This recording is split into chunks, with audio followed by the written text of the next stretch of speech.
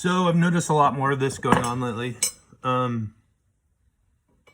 People are stopping by other people's accounts and telling them what they're doing wrong, or yelling at them, or injecting their bullshit into what people are saying. And as we all know, the internet's not a good place for that. I mean, like, a lot gets lost in translation. Intent is, you know what you're intending, but the people you're speaking to might not. So, in my particular case, I like to dip my fingers into a lot of different things, like, tools mostly, obviously. Kitchenware is another thing. I don't know, I just, I like a lot of different things. And so, as they come up, I kind of, play around with them or whatever. And it's fine. I don't think there's anything wrong with, here, let me fix this. Expanding it is on what you do. A lot of stuff has overlap. So, you can overlap into one, from one to the other, and all that. And anyway, my approach is dependent on what the item needs. And that's kind of where I stick mostly with it. I do like to experiment if I can afford it, and if I can afford to ruin the thing, then, but I always gain some kind of inside knowledge or whatnot. And one method I like to do, and a lot of people would probably disagree with me here, is that I've lately been utilizing a sandblaster. Before on tools and stuff, I would use just the wire wheel, or some Evapo-Rust, but I'm sort of expanding my arsenal, and the difference being is that, so I'm going to use a plumb pebble wrench as an example, and I don't know if you can see this, but when I find them, this is kind of what I like them best to look like. And some of them are plated, some of them are raw, and this has signs of use and a nice patina on it, but occasionally they'll have like a couple of little spots of rust, and I'll just use a little handheld wire brush, or what do you call it, Scotch-Brite pad, and just get it off there and oil it up. And you can't fake that. That's the patina of use. It's got some little dark, there's some embedded oils and grease and years of time embedded into that wrench. And I think that is a fantastic look. But sometimes when they get trashed, and are super rusty, then I utilize a sandblaster. And some people would be like, no, you're ruining it, blah, blah, blah. Well, if everyone cared so much, then they wouldn't have let them get to that state in the first place. So when I sandblast them, this is what they look like. It's like almost like aluminum.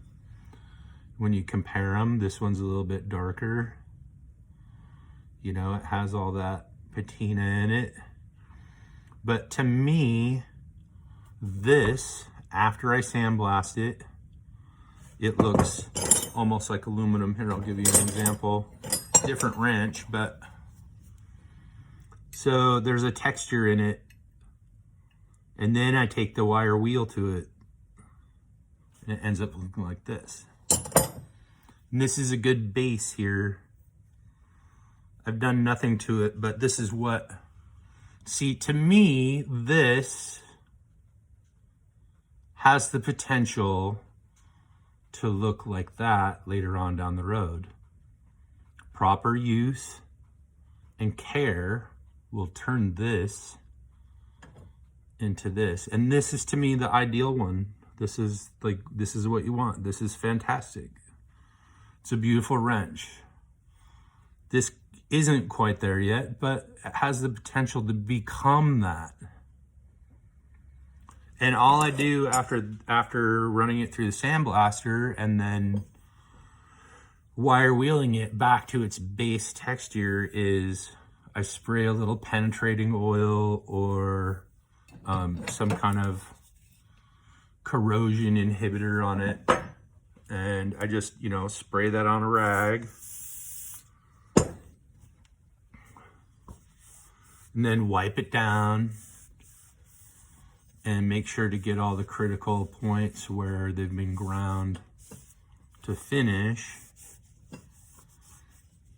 And then that's going to last you a whole nother lifetime if it's done like that after a reuse. Some people are, like to say, oh, you're doing it wrong, or you're doing it the way that I would do it differently, and I'm an expert, and I've been doing this longer than you're alive, and this and that and the other thing, and and I, part of me gets that. Like I said before, part of me gets that, but I don't agree. I see people do stuff to wrenches or tools and stuff all the time. They paint them outrageous colors, or like someone might take one of these and clean it up and embed some paint down in the pebble part, and then sand that off. And that's not what I like, but if that's what they like, then that's fantastic. They belong to them. They can, they're trying to get these things to reflect who they are and what they like. And, there's a certain utilitarianism to that as well, where, they're easier to pull out of a toolbox or whatever. But the point is, who gives a shit? They don't belong to you.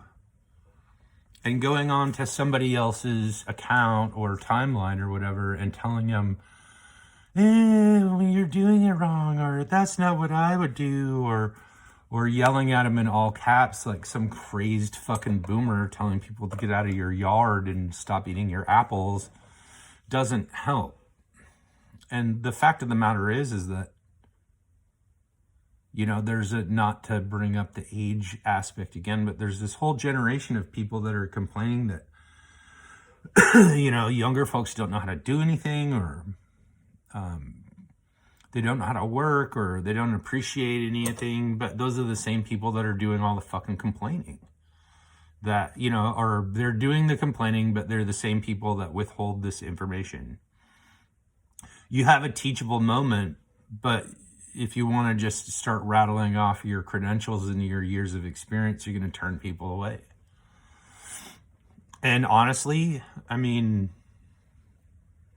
know what else to say about that, really. Like, I learn from people that are way younger than me all the time, because they have a unique lens in which they look at stuff, and it's different than the one that I look at things. You could be doing something for 30 years and you could be doing it wrong, or not the most efficient way the entire fucking time.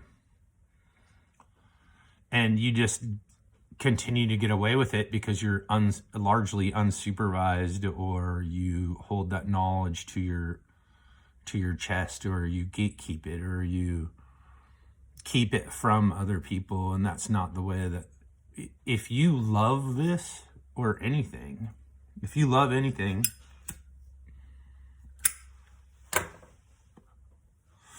then you wouldn't do that, because you'd want it to last beyond you. It's not about you and what you want. It's not about me and what I want. It's about the next person taking it over. Because,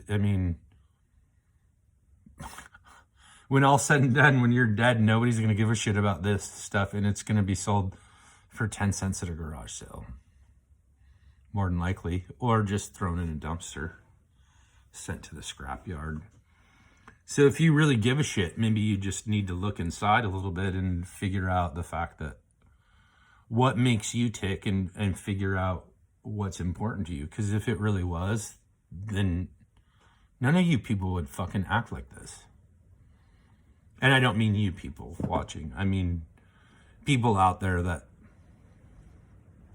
I don't know, jump from lily pad to lily pad and try and tell everyone what's what. Anyway, that was just my little rant. It was based off of yesterday, something.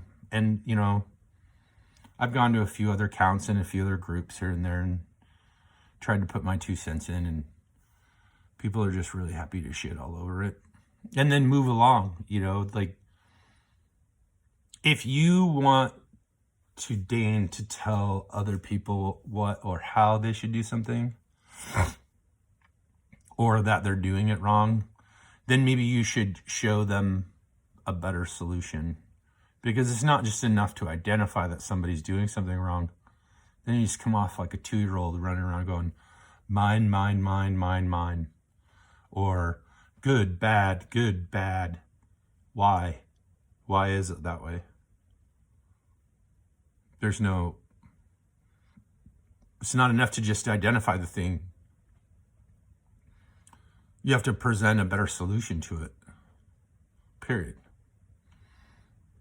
Anyway, all right. Have a good night. I hope everyone's having a good week so far. And I love you all. Okay. Talk to you later.